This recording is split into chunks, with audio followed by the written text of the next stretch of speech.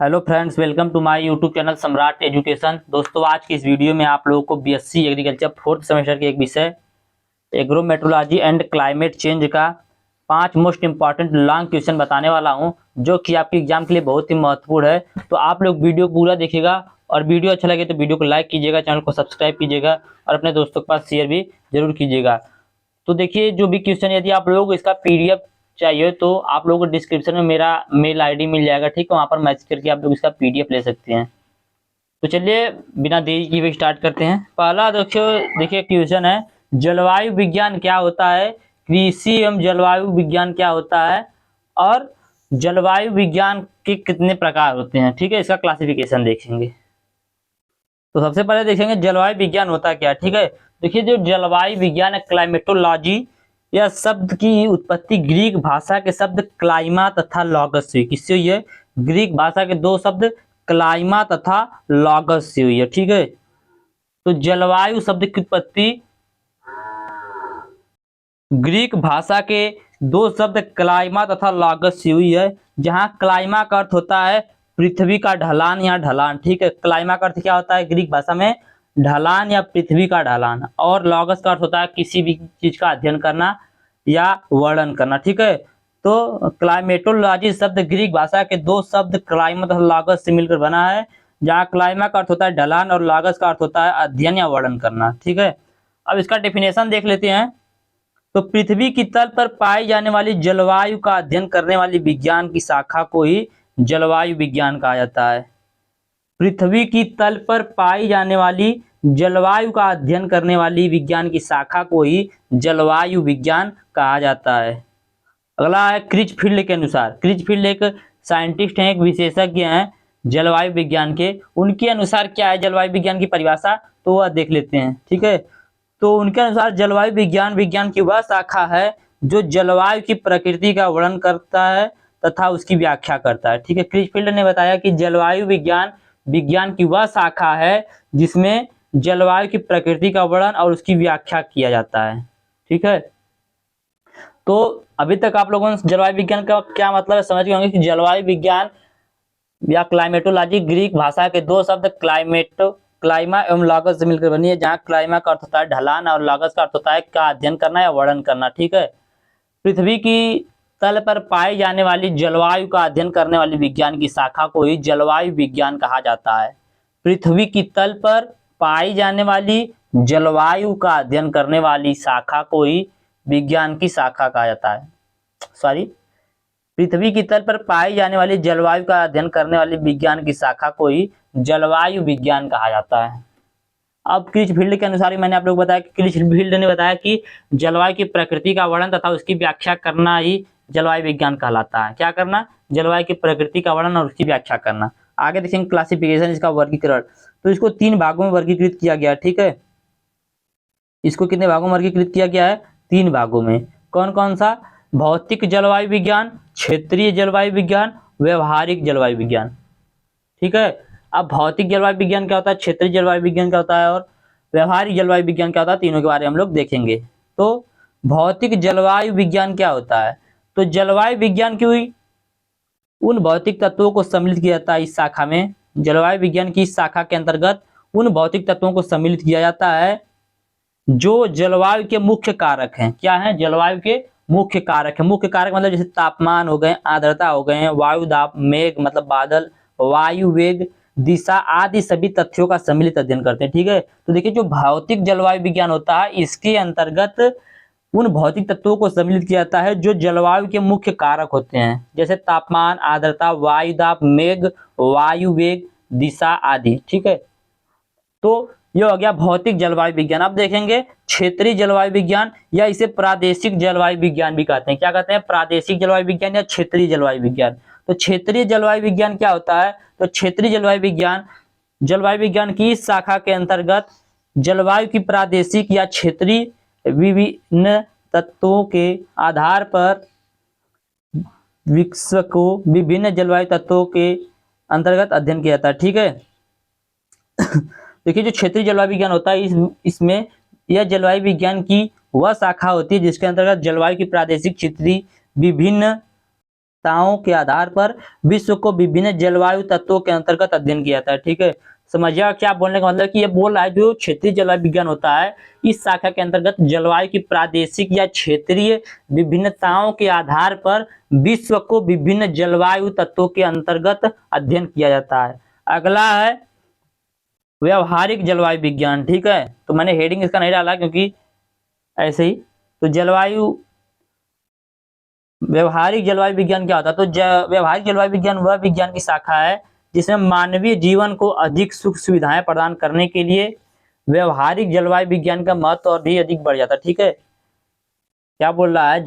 व्यवहारिक जलवायु विज्ञान बोलता है कि मानवीय जीवन को अधिक सुख सुविधाएं प्रदान करने के लिए व्यवहारिक जलवायु विज्ञान का महत्व और भी अधिक बढ़ जाता है। इस शाखा के अंतर्गत अन्य शाखाओं से पारस्परिक संबंध स्थापित किया जाता है। यह जो व्यवहारिक जलवायु विज्ञान होता है, इसके अंतर्गत अन्य शाखाओं से पारस्परिक संबंध स्थापित किया जाता है।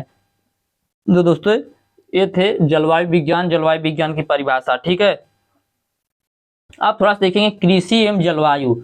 तो कृषि को प्रभावित करने वाले कारकों में जलवायु का विशेष महत्व होता है। ठीक है, कृषि को प्रभावित करने वाले कारकों में जलवायु का विशेष महत्व होता है। प्राकृतिक वनस्पति की भांति फसलों के लिए भी तापमान, जल और प्रकाश की आवश्यकता होती है। ठीक है, क्या बोल रहा है कि प्राकृतिक वनस्पति के भांति फसलों के लिए भी तापमान और जल और प्रकाश की आवश्यकता होती है। उसके अंकुरण, विकास, पुष्पन एवं फल लगने के लिए होती है। जिस जलवायु की विभिन्नता के कारण ही विभिन्न क्षेत्रों में फसलों के विभिन्न रूप प्राप्त होते हैं। जलवायु विभिन्न फसलों के विकास एवं उनके प्रकार को निर्धारित करती है। इसके लिए एकरमैन ने बताया कि एकरमैन ने रसदार फसलों की कृषि पर जलवायु के प्रभाव का अध्ययन किया। ठीक है, बीबर ने दक्षिणी डकोटा मतलब संयुक्त राज्य अमेरिका में जलवायु तथा जौ के उत्पादन के संबंध में, रोज ने मक्का की पेटी में मक्का उपज तथा जलवायु के संबंध में, मुंडर ने न्यूजीलैंड में संपूर्ण कृषि उत्पादन तथा जलवायु के संबंध में, वर्टर ने थाईलैंड में वर्षा तथा धान के संबंध में, कृषि एवं जलवायु के संबंध में अपने अपने अध्ययन प्रस्तुत किए। ठीक है, तो ये सब जो वैज्ञानिक मैंने बताया ये सब अपने अपने अलग अलग मत प्रस्तुत किए हैं जलवायु को लेकर। तो उम्मीद करते हैं आप लोग जलवायु के बारे में अच्छे से समझ गए होंगे। चलिए आगे चलते हैं। जो नहीं समझ में आएगा आप लोग कमेंट करिएगा, फिर से बताया जाएगा। देखिए ये जो क्वेश्चन है वायुमंडलीय ताप, ये आप लोगों को कहीं ना कहीं देखने को जरूर मिलेगा। 100% आप लोगों के एग्जाम में कहीं ना कहीं जरूर आएगा। ठीक है, तो आप लोग भी से यही रिक्वेस्ट है कि इसको जरूर से जरूर याद कर लीजिएगा, पढ़ लीजिएगा, समझ लीजिएगा। देखिए बहुत ज्यादा हार्ड है नहीं, बहुत ज्यादा आसान है। ये जो वायुमंडलीय ताप होता है, वायु मतलब क्या हो गया? हवा हो गया। मंडल क्या हो गया? मतलब वायुमंडल, समझ ही रहे होंगे आप लोग क्या होता है। तो वायुमंडल में जो ताप होता है उसी को वायुमंडलीय ताप कहा जाता है। मतलब वायु के कणों में जो ताप पाया जाता है उसी को वायुमंडलीय ताप कहा जाता है।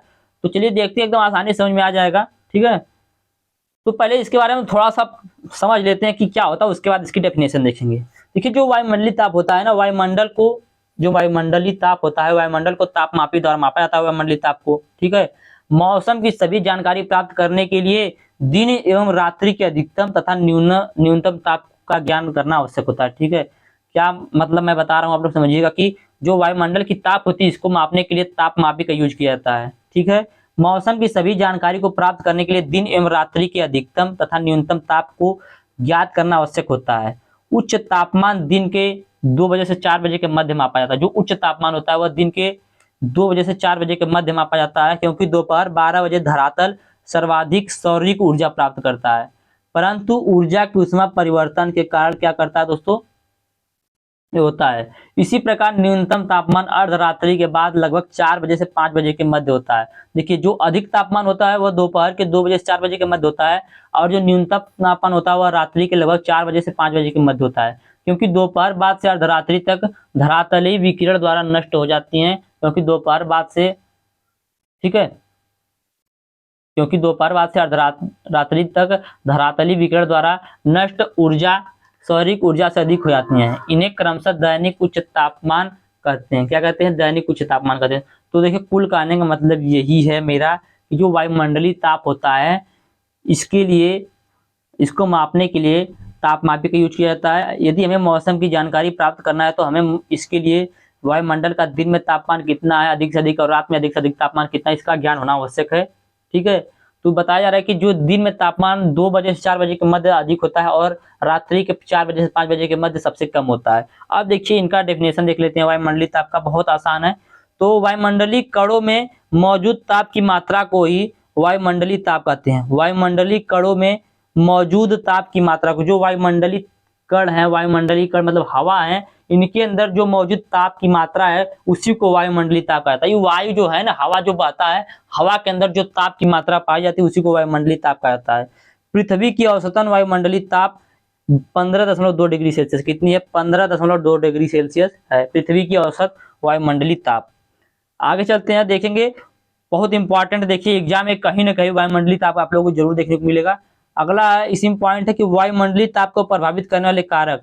तो कुछ कारक ऐसे हैं जो वायुमंडलीय ताप को प्रभावित कर देते हैं, जिनको देख लेते हैं। जिनमें पहला है अक्षांश। क्या है? अक्षांश। दूसरा है दिन की अवधि। तीसरा है वायुमंडल की स्वच्छता। चौथा है धरातल का स्वरूप। पांचवा है ढाल का स्वरूप। छठवां है समुद्र से दूरी। सातवां है समुद्र धाराएं। और आठवां है भूमि की प्रकृति। ठीक है, और नवा है बादल। तो देखिए ये जो 9 फैक्टर मैंने आप लोग बताया, यही सब क्या करते हैं? वायुमंडलीय ताप को प्रभावित करते हैं। इन सभी के बारे में हम लोग देखेंगे। ठीक है, तो चलिए इन सभी के बारे में देख लेते हैं। तो किरणों का सीधा व तिरछापन अक्षांशों पर, सूर्य की किरणें सीधी व तिरछी पड़ती हैं। ठीक है, किरणों का सीधा व तिरछापन अक्षांशों पर गिरने से सूर्य की जो किरणें होती हैं वो सीधी व तिरछी पड़ती हैं। अतः भूमध्य रेखों से ध्रुवों की ओर किरणों का तिरछापन निरंतर बढ़ता जाता है। मतलब क्या बोला कि देखिए जो सूर्याभिताप होता है, सूर्य का ताप होता है, वह क्या करता है? अक्षांशीय स्थिति पर निर्भर करता है। भूमध्य रेखा पर सूर्य की किरणों के लंबवत पड़ने के कारण दिन रात बराबर होते हैं। यहाँ पर सूर्य ताप की अधिकतम मात्रा प्राप्त होती है। भूमध्य रेखा से उच्च अक्षांशों के बढ़ने के कारण दिन की अवधि वृद्धि होने पर भी सूर्य ताप कम प्राप्त होता है, क्योंकि सूर्य की किरणों को अधिक क्षेत्र गर्म करना पड़ता है, जिससे ताप की कम प्राप्त होती है। ठीक है, तो यह पहला पॉइंट है अक्षांश। अगला पॉइंट देखते हैं। अगला पॉइंट है दिन की अवधि। तो दिन की अवधि भी वायुमंडल के तापमान को प्रभावित करती है। ग्रीष्म ऋतु में दिन लंबा होता है, अतः इन दिनों में वायु को सूर्य ताप अधिक समय तक मिलता है, जिससे उसका तापमान बढ़ जाता है। इसके विपरीत शीतकाल में दिन छोटा होता है, जिसके कारण इसका तापमान घट जाता है। ठीक है, तो दिन की अवधि का भी वायुमंडलीय ताप पर बहुत प्रभाव पड़ता है। जैसे देखिए अगर दिन बड़ा रहेगा तो क्या रहेगा कि ग्रीष्म ऋतु जो होता है उसमें क्या होता है? दिन हम लोगों का बड़ा होता है। इन दोनों वायु को सूर्य का ताप अधिक मिलता है, जिससे उसका तापमान बढ़ जाता है। लेकिन शीतकाल में दिन छोटा होता है, जिसके कारण सूर्य को ताप कम मिलता है, जिसके कारण उनका तापमान घट जाता है। तो दिन की अवधि का भी प्रभाव पड़ता है। आगे देखते हैं, अगला पॉइंट है वायुमंडल की स्वच्छता।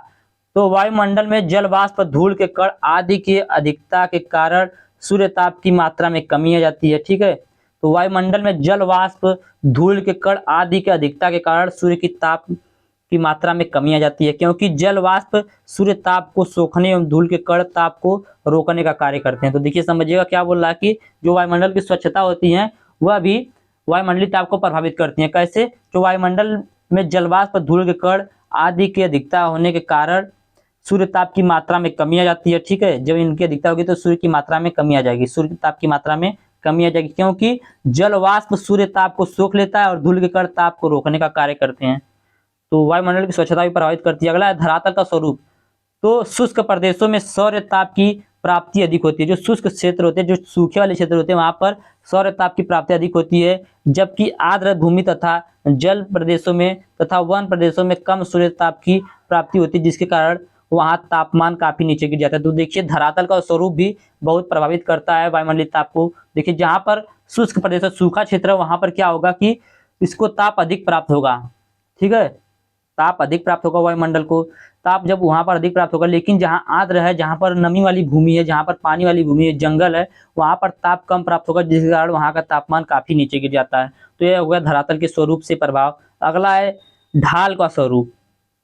तो देखिए ढाल का स्वरूप भी प्रभावित करता है। तो किसी स्थान के विभिन्न ढालों पर सूर्य ताप की मात्रा में विभिन्नता पाई जाती है। मैदानी भागों में सूर्य की किरणें सीधी तथा पहाड़ों में सूर्य ताप कम प्राप्त होता है। ठीक है, देखिए ढाल का स्वरूप भी सूर्य के तापमान को प्रभावित, वायुमंडलीय ताप को प्रभावित करता है। कैसे? देखिए जब किसी स्थान के विभिन्न ढालों पर सूर्य की ताप की मात्रा में विभिन्नता पाई जाती है, तो मैदानी भागों में सूर्य की किरणें सीधी तथा पहाड़ों में सूर्य ताप कम प्राप्त होता है। इसकी वजह से क्या करता है?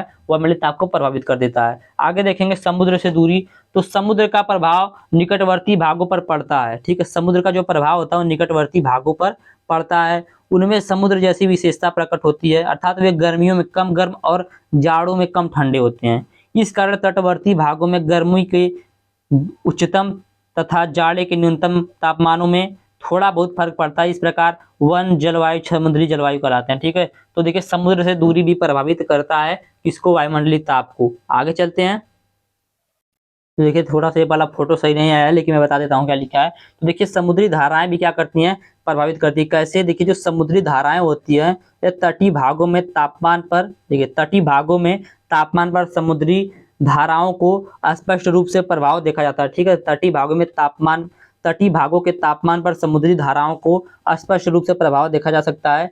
जिन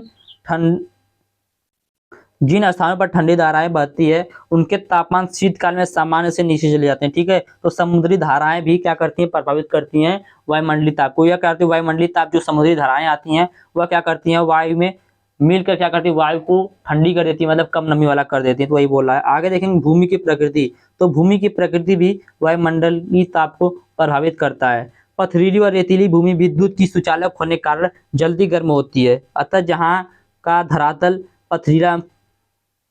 पथरीला एवं रेतीला होता है वहां की वायु उसकी संपूर्ण से गर्मी हो जाती है। ठीक है, क्या हो जाता है, उसके संपूर्ण से गर्मी हो जाती है। इसी कारण राजस्थान एवं सहारा के रेगिस्तानों का तापमान कहा जाता है। ठीक है, इसलिए राजस्थान एवं सहारा को रेगिस्तानों का तापमान अधिक होता है।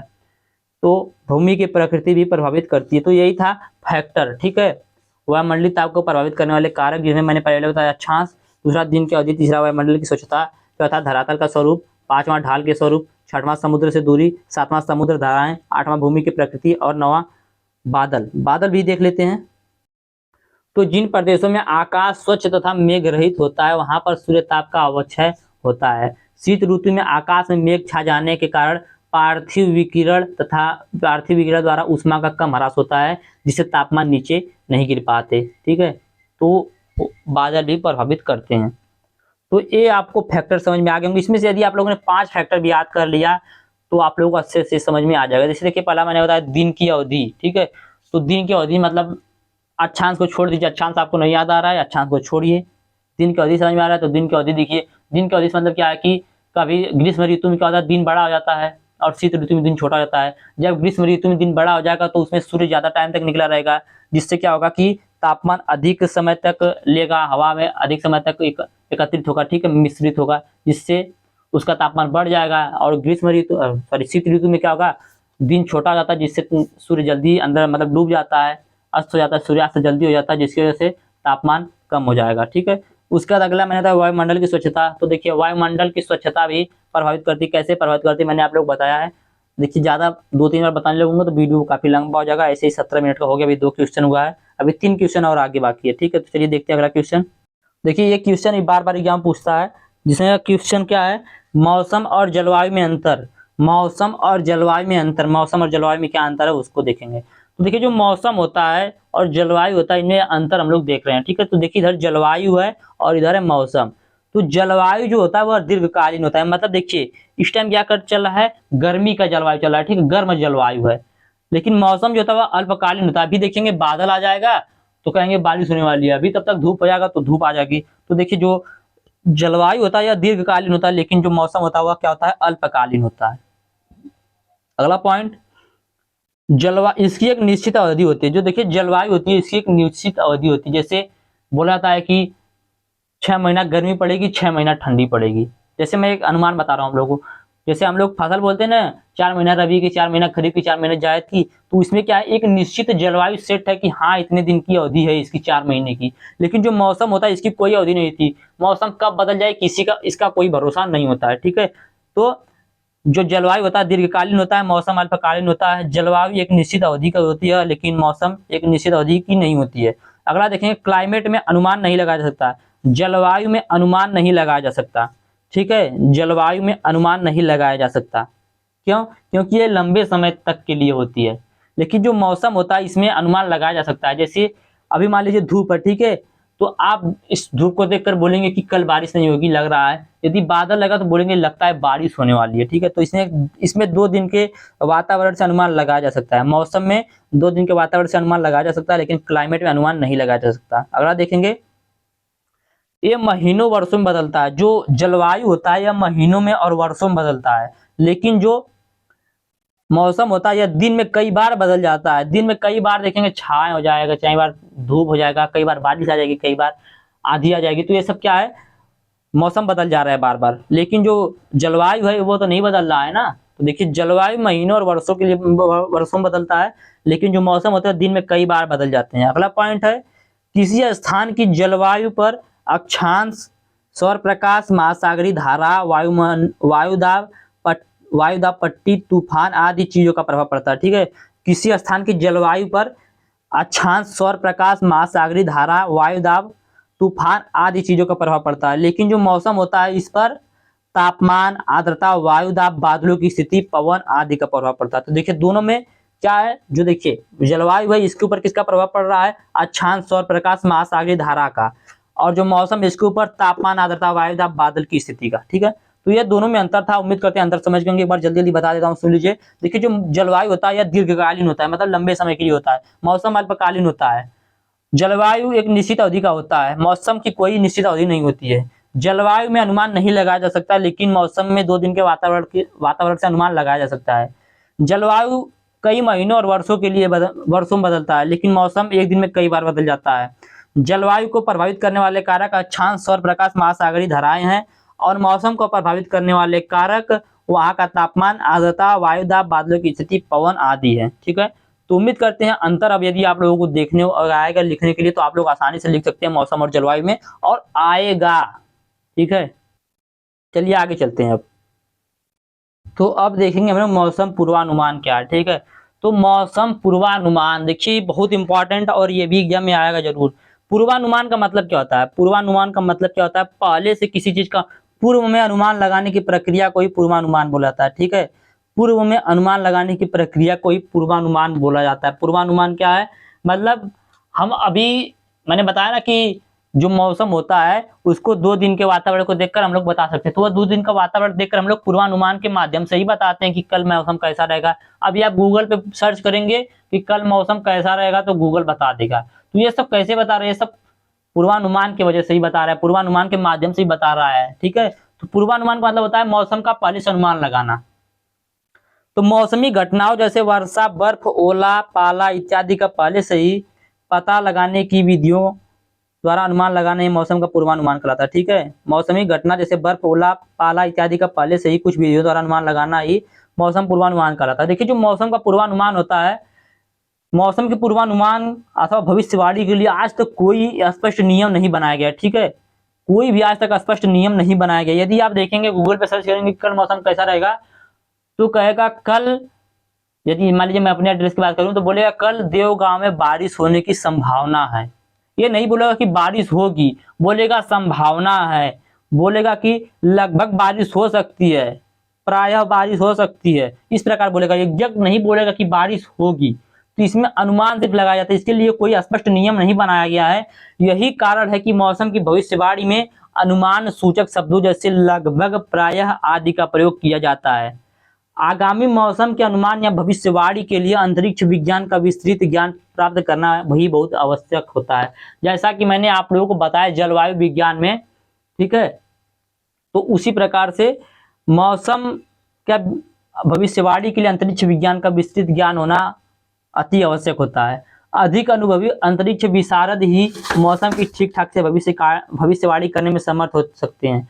फिर भी मौसम विषय में भविष्यवाणी करना ठीक है। ठीक है, तो भविष्य मौसम पूर्वानुमान आप लोग समझ गए होंगे क्या होता है पूर्वानुमान। देखिए मेरा मेन पॉइंट ये है कि आप लोग समझ जाए क्या होता है। ज्यादा बोलने से मतलब नहीं, कम बात बोलेंगे और आप लोग समझ लीजिए। मौसम के पूर्वानुमान से मतलब ये कि हम लोग मौसम के स्थिति के बारे में पहले से ही अनुमान लगा लेंगे। कल मौसम कैसा रहेगा उसके बारे में हम आज पता लगा लेंगे। 1 साल बाद कैसा मौसम रहेगा उसके बारे में भी हम आज अनुमान लगा सकते हैं। 10 दिन बाद मौसम कैसा रहेगा उसके बारे में अनुमान लगा सकते हैं। तो इसकी कुल 3 विधियां हैं, उसको भी मैं आप लोगों को बताऊंगा। और मौसम का पूर्वानुमान कैसे किया जाता है, मेथड भी कैसे किया जाता है, मैं इसको भी आप लोगों को बताऊंगा। तो चलिए सबसे पहले देखते हैं इसका मेथड। मौसम का पूर्वानुमान का तो आप समझ गए होंगे कि मौसम का पूर्वानुमान वह व्यवस्था है जिसके माध्यम से हम लोग क्या करते हैं, मौसम संबंधी ज्ञान पहले से ही प्राप्त कर लेते हैं। ठीक है, पहले से ही मौसम का अनुमान लगा लेते हैं, उसी को बोला जाता है मौसम का पूर्वानुमान।